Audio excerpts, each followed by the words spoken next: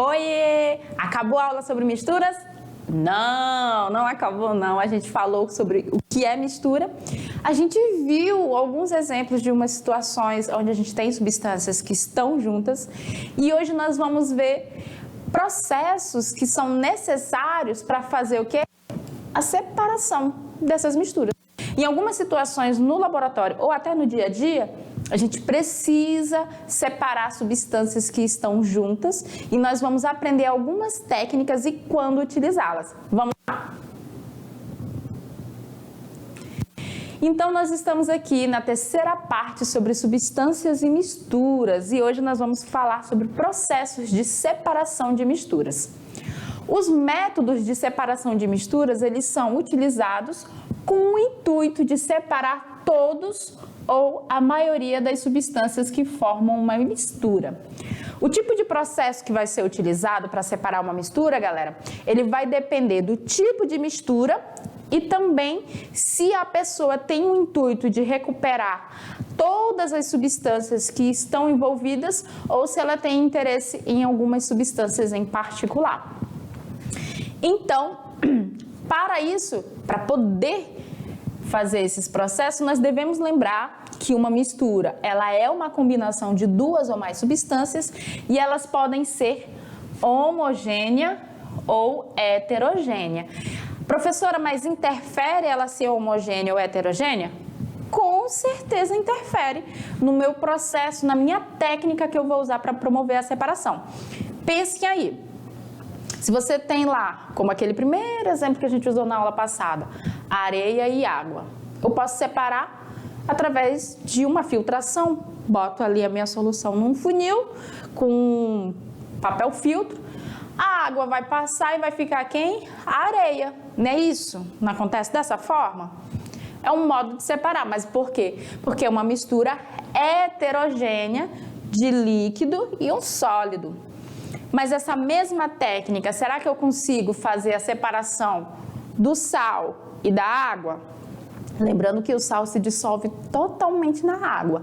As moléculas de sal, quando elas estão dissolvidas na água, elas ficam rodeadas de moléculas de água. Por isso que a gente nem consegue visualizar microscopicamente, porque elas se dissociam totalmente. Eu vou conseguir filtrar? Não vou.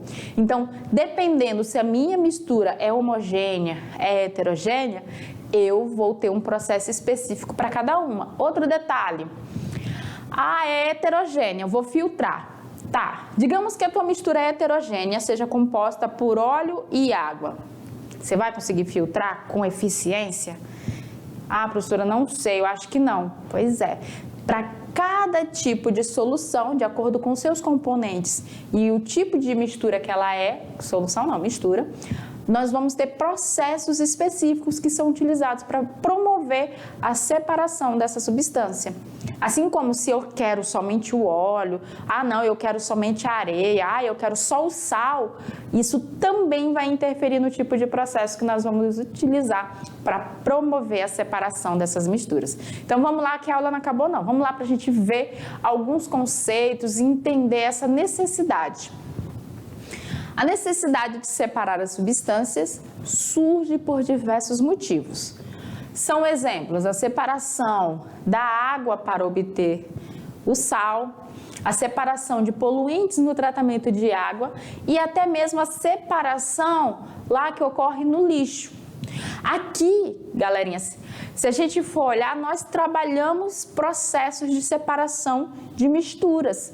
No lixo, nós temos várias coisas juntas e ali vai ocorrer uma seleção, né? Temos as coletas seletivas, onde nós temos a retirada do que é orgânico, do que é de plástico, de alumínio e assim por diante.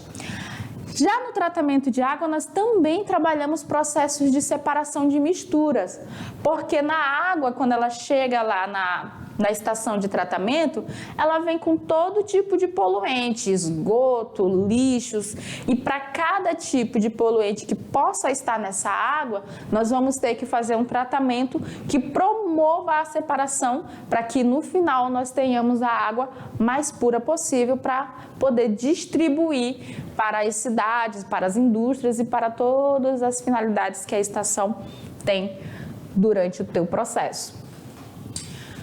Os processos de separação podem ocorrer de várias formas e o método a ser utilizado depende dos seguintes aspectos.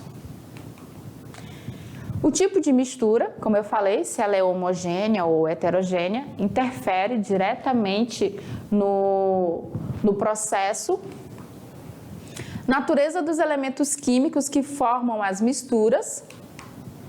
A densidade, temperatura, solubilidade dos elementos. Então aqui, ó, a natureza dos elementos químicos, se ela é iônica, se ela é molecular, quais são os elementos que estão participando da nossa mistura. Aqui a densidade, digamos que nós tenhamos dois líquidos juntos, formando uma mistura. Um pode ser mais denso, o outro menos denso, e aí a gente vai poder estar fazendo um processo de separação de mistura de acordo com essa diferença de densidade. Temperatura de ebulição, de fusão. Ah, professora, como assim? Se eu tenho duas substâncias juntas, misturadas, e uma tem ponto de ebulição baixo e outro mais elevado, eu posso separá-las de acordo com a diferença dessa temperatura de ebulição, fazendo com que uma evapore antes da outra. E a solubilidade. Essa daqui ela é muito utilizada quando a gente tem misturas de dois sólidos, onde um deles pode ser solúvel e o outro não em determinada substância. E aí a gente faz a dissolução de um desses componentes para conseguir fazer a separação dessa mistura. Um processo bem simples de separação nós chamamos de catação. É um processo, esse método ele é utilizado para separar componentes de uma mistura que são formadas por sólidos de tamanhos diferentes ou sólidos não dissolvidos no líquido, utilizando recursos como a mão, pinça ou um pegador.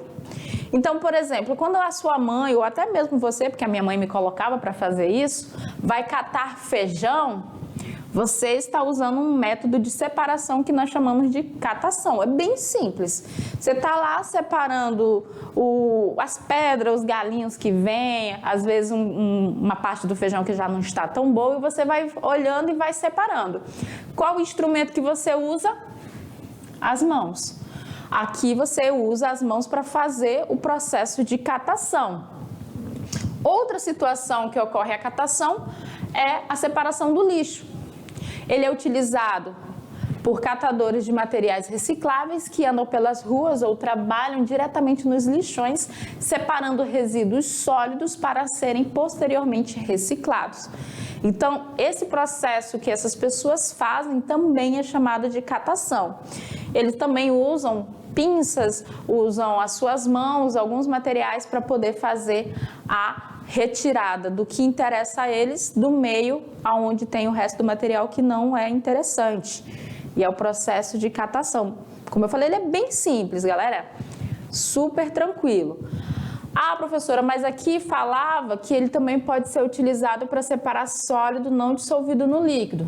Também pode ser utilizado. Digamos que você tenha... Vamos pegar o feijão como exemplo. Depois de catar o feijão, normalmente as mães colocam ele na panela para cozinhar e enchem com água. E os feijões que boiam, normalmente são retirados porque não estão em boa qualidade. Então, também é o processo de catação que é utilizado para fazer essa separação. Outro bem simples é a peneiração. O método de peneiração talvez seja o processo que está mais próximo do nosso cotidiano. Esse método consiste em peneirar as substâncias para separar os elementos sólidos, enquanto a parte mais grossa fica retida na peneira, a parte mais fina passa pelos furos. Daí as substâncias são separadas. Utilizada para separar grãos mais grossos dos mais finos e tem aplicabilidade em diversas áreas, desde a indústria até as atividades do dia a dia. Então, aqui nós temos um exemplo de peneiração. Aqui também, né? Aqui nós podemos dizer que seria a farinha de trigo e aqui a areia. O intuito é separar, né, a mistura por diferença de tamanhos de grãos. Tem mais? Tem a levigação, galera. A levigação, aqui a gente tem um processo de separação granulométrica entre as misturas que são também heterogêneas. E elas vão acontecer entre sólidos, granulares, e ela vai ter a separação deles pela diferença de densidade. Esse método, ele não é utilizado, digamos assim, muito no nosso dia a dia. Ele é muito utilizado na separação de misturas que contêm metais pesados. Então, ele pode ser aplicado nessas situações, tá?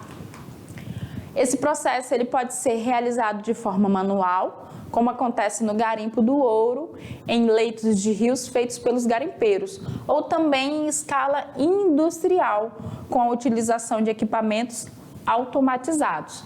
Então, a levigação, ela é muito utilizada no garimpo e ela faz justamente essa separação de sólidos pela diferença de densidade.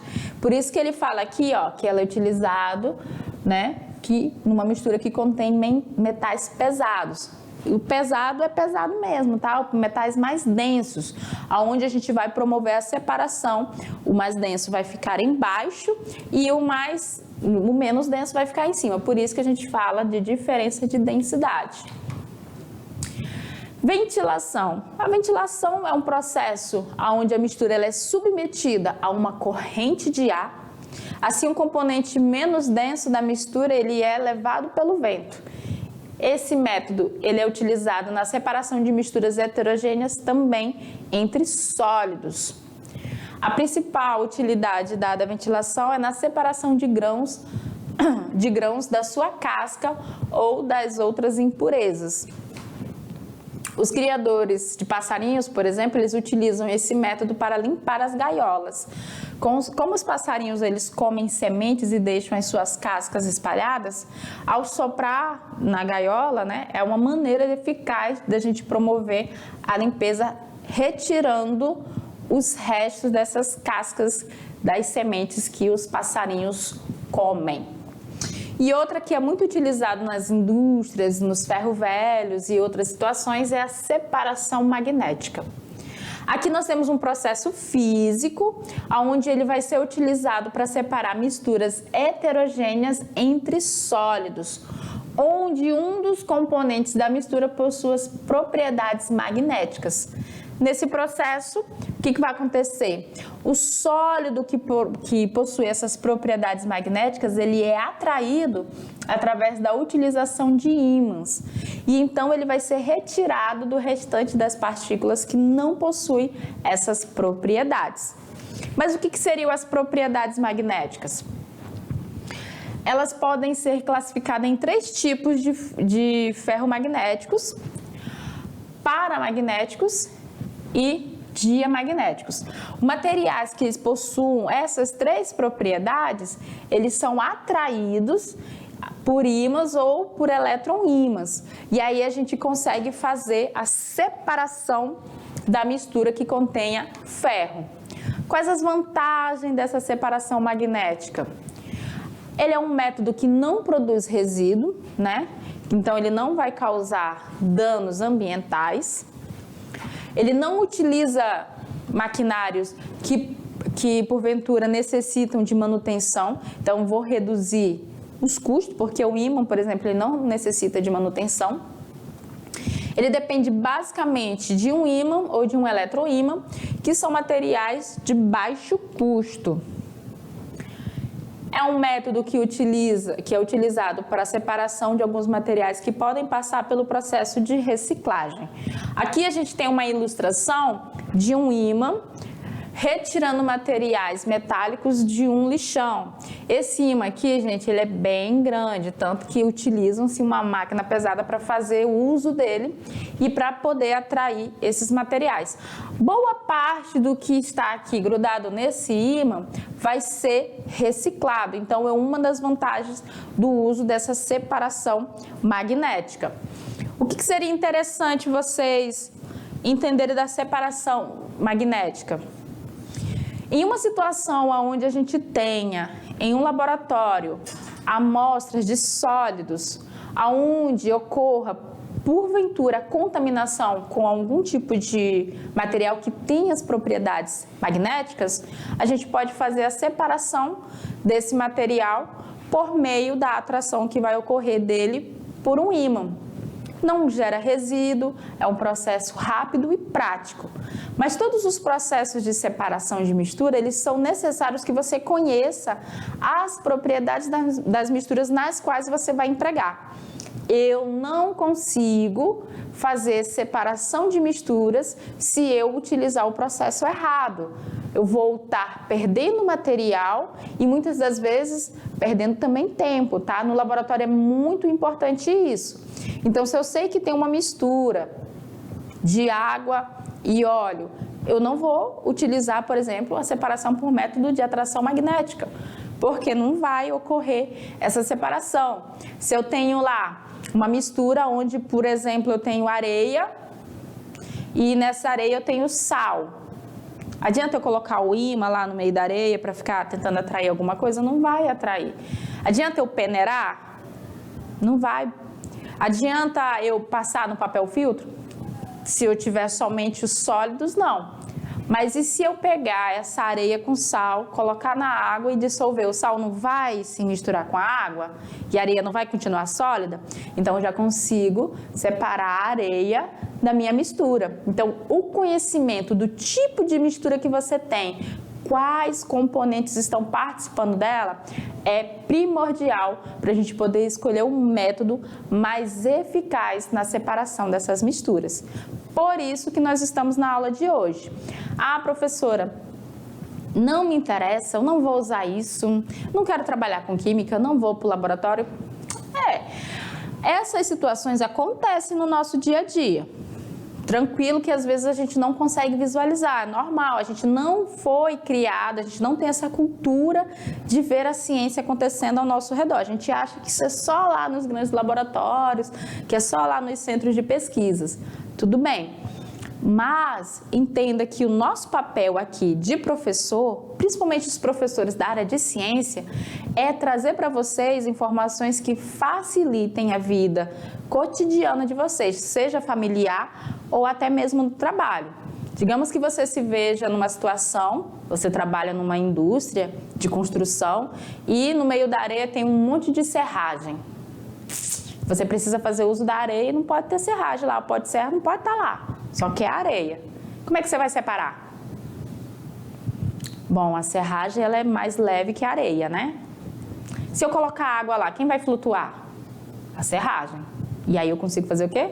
Retirar ela da areia. E aí você consegue depois utilizar a areia que você queria. Então são conhecimentos assim que podem facilitar sim o seu dia a dia e podem fazer diferença no futuro, tá, galera? Então, não perca a oportunidade de aprender. A gente está passando para vocês esses processos. Nas aulas que vem nós temos mais processos para vocês estarem conhecendo, só que esses um pouco mais específicos, e nós vamos poder entender como que funciona o nosso cotidiano com a química inserido nele. Então, tá bom? A gente vai encerrando por aqui a nossa aula sobre o processo de separação de misturas. A gente vai continuar falando disso na aula que vem e eu espero que vocês tenham gostado do conteúdo da aula de hoje.